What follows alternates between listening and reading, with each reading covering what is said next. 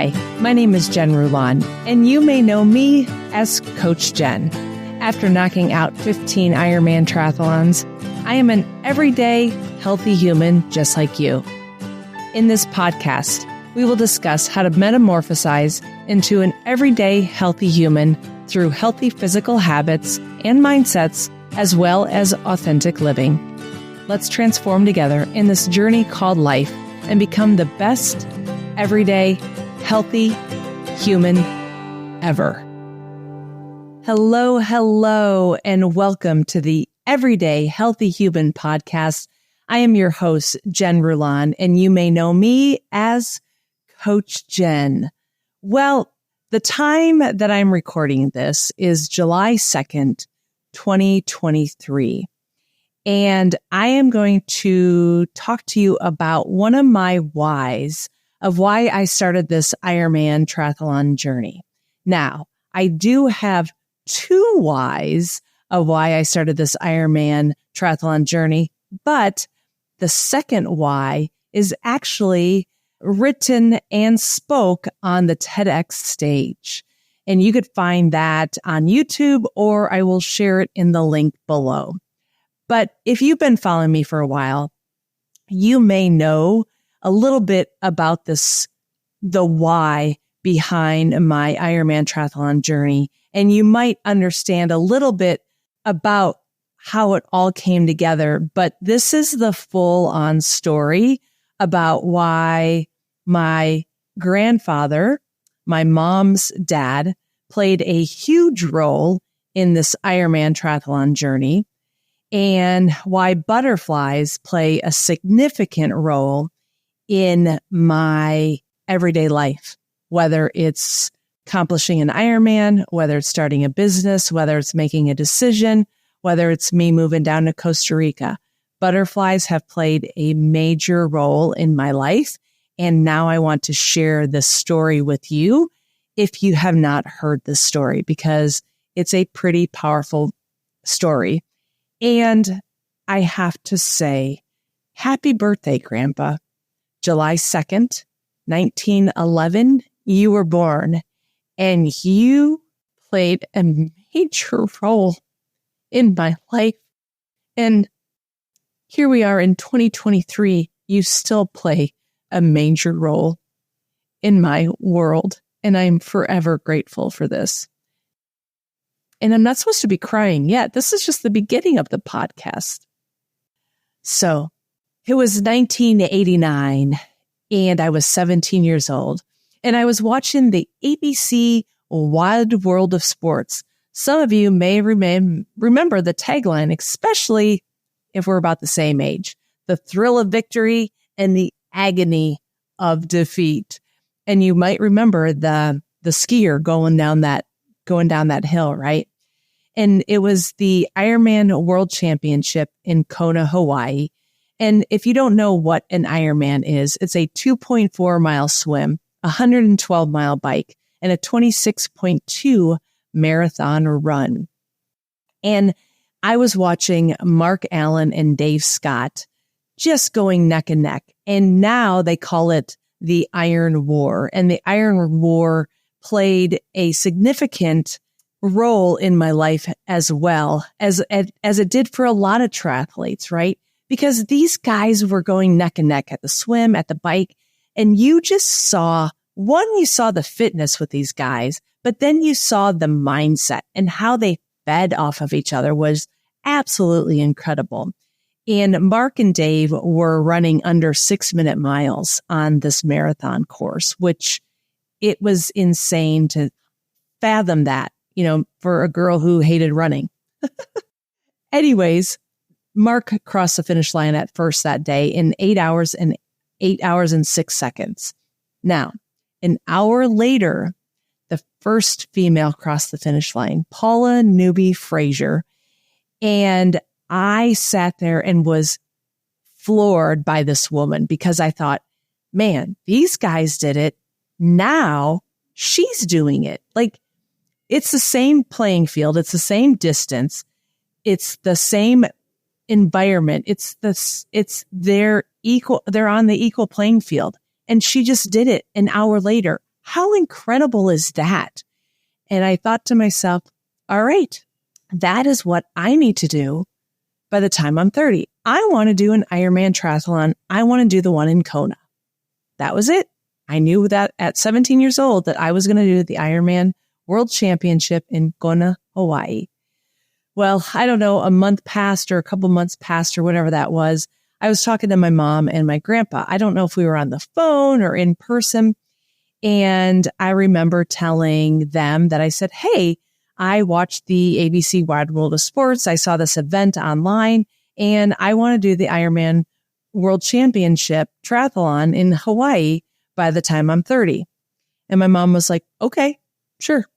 And my grandpa's like, all right, let's do it. He goes, when you go, I'll go with you. I'll be one of your sponsors. And I thought, nah, Grandpa played a major role in my life just as a human being. Grandpa was a lieutenant colonel in the Army.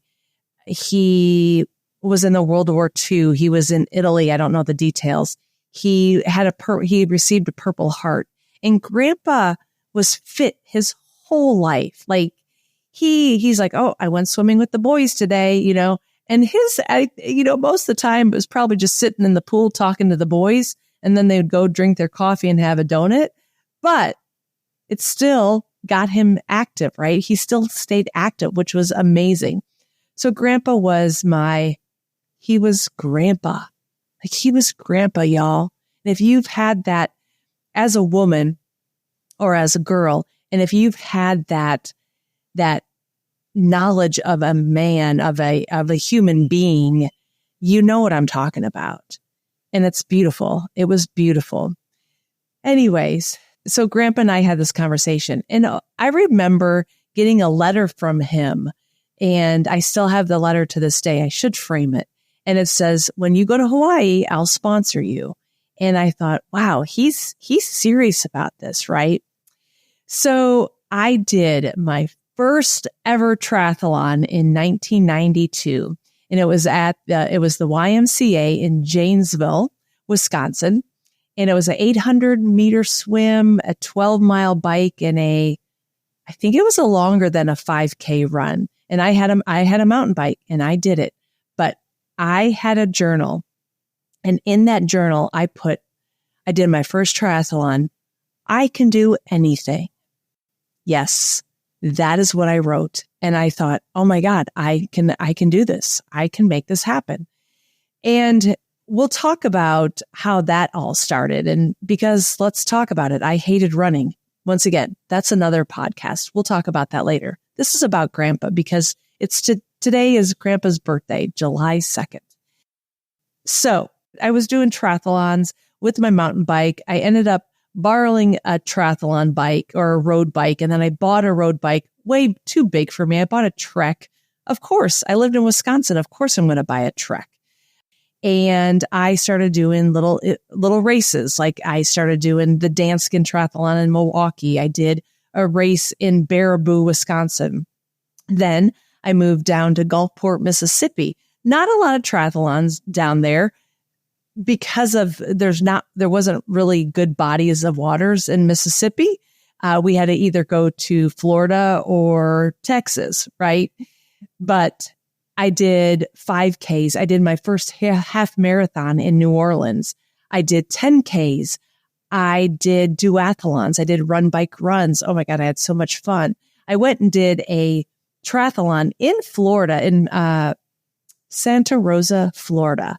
And there's a picture of me with my hair down and I'm running. And I'm like, how did I do that? Which is ironic because that's sort of where I'm at now. So I'm going back to my roots, right? No pun intended. Anyways, I moved to San Antonio, Texas. And at this point, I didn't really get into the triathlon, but I started running. And that's when I did my first marathon because I thought, if I'm going to do this Ironman thing, I have to figure out how to do a marathon. We'll talk about that in another podcast. So then I said to myself, oh my gosh, I am about to turn 30 and I have this goal of doing the Ironman triathlon. And I really wanted to do the Ironman World Championship triathlon by the time I was 30. But I realized that, that's not going to happen. But I can at least do an Ironman triathlon, right? So in 2000, I signed up for Mrs. T's Chicago triathlon. It was an international distance. It was an Olympic distance triathlon. It was a 1.5K swim, a 40K bike, and a 10K run. And guess who I met? I met Paula Newby Frazier, the woman that inspired me to do the Ironman triathlon. And I was very overwhelmed and very touched. Bought a t-shirt. She signed it for me. I still have that t-shirt to this day. And then I hired a coach because I knew that I was like, oh my God, I'm about to turn 30. I got to do an Ironman, and I want to do a half Ironman before I do an Ironman as well. So I signed up with a coach, Shelly O'Brien, still coaching to this day. And I signed up for an Ironman 70.3 in Lubbock. And I signed up for Ironman Wisconsin in 2002. In 2001, Shelly was like, well, we want to start doing some long distance stuff. So I did a duathlon in San Angelo, Texas. And it was Jack Weiss race. It was a great race. It was a 10K run, I want to say a 60K bike, and a 5K run. At that point, I had no idea how I was going to do. I think I placed, I don't remember. I think I got fifth in my age group or something like that. I was in that 25 to 29 year age group, right? And I qualified for the World Championship duathlon in the Netherlands. And the Netherlands was, I think, the same race or same distance, 10K, 60K, 5K. And this was in 2001. And this was in April. In May of 2001, Grandpa passed. Oh, you guys, my world was crushed. The man that was supposed to go to Hawaii with me, the man that was supposed to be cheering me on for the rest of my life, he was gone. He was gone. One day I was out on Highway 211 on my bike, and I just started crying. And I thought to myself, why am I out here? Why am I doing this? My grandpa's not here with me. He's not going to be able to race with me. He's not going to be able to go to Hawaii with me. Why am I getting ready for this duathlon? This is ridiculous. My grandpa just passed. As I was cresting a hill on 211, I had this thought in my head, and I was crying, and I just missed Grandpa so much. And all of a sudden, as I'm cresting this hill, and I still see it to this day, I see a swarm of yellow butterflies just floating all around me. And I just stopped. I stopped my bike, and I thought, oh my God, Grandpa is still with me. Grandpa is still with me. He's going to be with me for the rest of my life. He is going to be with me for the rest of my life through butterflies. In 2001, September 10th, I accomplished the long distance duathlon in the Netherlands on Grandparents' Day. And my mom was there cheering me on. And we saw butterflies as we were hugging. It was the most beautiful moment that we had together. Probably one of the hardest races I've ever done. We fly back September 10th, 2001. We wake up the next day, September 11th, 2001. And Grandpa would have been that man to put on his army fatigues and would have marched right on over to New York. And he's like, what can I do to help? He would have been. That was a beautiful moment for my mom and I, because we knew Grandpa was around anywhere we went through butterflies. Then 2002 came along. Oh my God, so many moments out on 211 in San Antonio. So many butterflies. during my runs, during my swims, during my work. So many butterflies. So many times I saw Grandpa during my training out in San Antonio, during so many monumental moments of my life. I am proud to say that I crossed the finish line in 2002 at Ironman, Wisconsin, 6 weeks before my 31st birthday. So yes, I accomplished that race. I accomplished the Ironman Triathlon by the time I was 30. But what I realized is I did not accomplish that race. And that race was the Ironman World Championship in Kona, Hawaii. So let's move forward because remember, I've done 15 Ironman triathlons. The butterflies have always been surrounding me during so many moments of my life, during my swims, during my bikes, during my runs, but not just with training, with moments of sadness, moments of the unknown, not really sure of what I was going to do with my life. I remember coming down to Costa Rica for the very first time in 2019, and we'll talk about that at another podcast. But I remember seeing butterflies everywhere I went. And I thought to myself, Grandpa, you're always going to play a role with me. 2017, Ironman Mont Tremblant. Butterflies carried me to that finish line. And not only was it butterflies, but it was the support and the love that I had from my husband at the time, from my family, my sister-in-law, my niece, my nephew was there. And the butterflies that I saw in that course. Oh, there's a butterfly right outside my window right now. He's watching us, you guys. 2017 was one of the best years of my life, one of the most monumental years of my life, because I qualified for Kona at Ironman Mont Tremblant with my husband at the time. It was an absolutely beautiful moment. Maybe Ironman Mont Tremblant might be another podcast, but I placed third in my age group that day. I knew the girl in first placed already got her slot to Kona. And when I heard Mike Riley say to me at the awards ceremony, "Hey, Jen," because we have a good relationship, "Hey, Jen, you want to go to Kona?" I said, yes.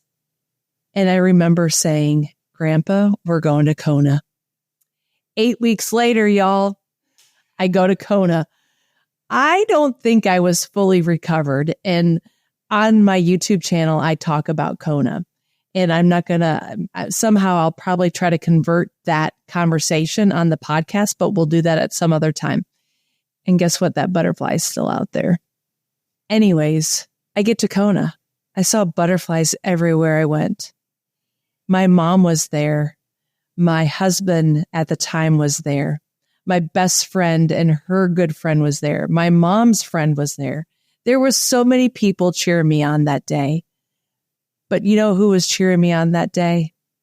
And who has cheered me on since the moment I said to him that I wanted to do the Ironman World Championship? It was Grandpa. That was a tough race. It was probably one of the hardest races I've ever done. It was 8 weeks after I qualified, so my body wasn't recovered by any means at all. But let me share the story with you about that day. It was at mile 15 on the run. I literally hit the wall. Like, I just was like, bam. And I thought, oh God, I got 11 more miles to go. How am I going to do this? And I saw butterflies throughout the course, the rest of the way home, the rest of the way to the finish line.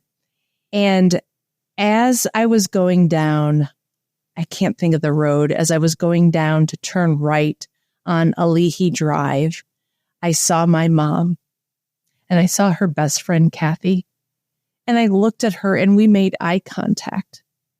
And her and I both knew that Grandpa was with me that day. We both knew. And y'all, when I turned right on Alihi Drive, I saw the lights. I saw the red carpet. And I did not want that race to end because I didn't want to forget about Grandpa and that goal that we had together. And if you go back into my Instagram or my Facebook, you will see the ugly cry because I accomplished a goal that I set for myself 28 years ago. And I didn't want it to end because I didn't want to forget about Grandpa. I didn't want to forget that moment that he was with me the whole time. And when I heard friends yelling for me and family yelling for me, and then I heard Mike Riley say to me, Jen Rulon, you are an Ironman. And I raised my hands up and I looked up to the sky and I said, Grandpa, we did it.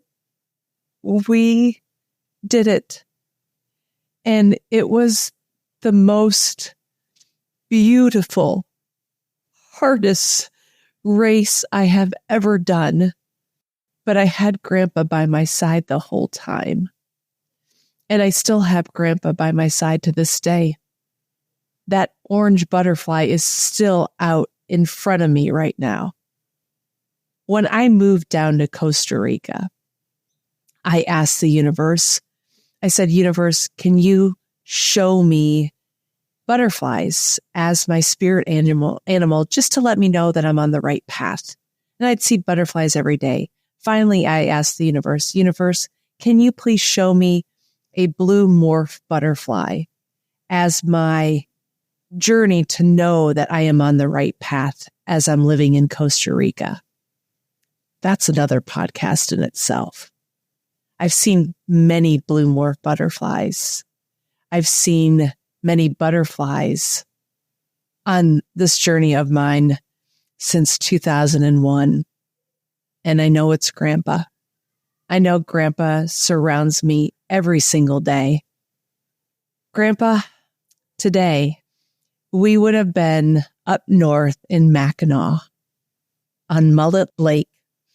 We would have had everybody together, cooking burgers, celebrating the 4th of July, celebrating your birthday. Grandpa, you would have been 112 today. And Grandpa, happy birthday. Grandpa, I'm going to keep chasing butterflies because I don't really want to catch them. Because when I catch them, that means I'm coming home to you. There you go. That's the real Coach Jen. And that is my why of doing the Ironman Triathlon. If y'all like the Everyday Healthy Human podcast, you know what to do.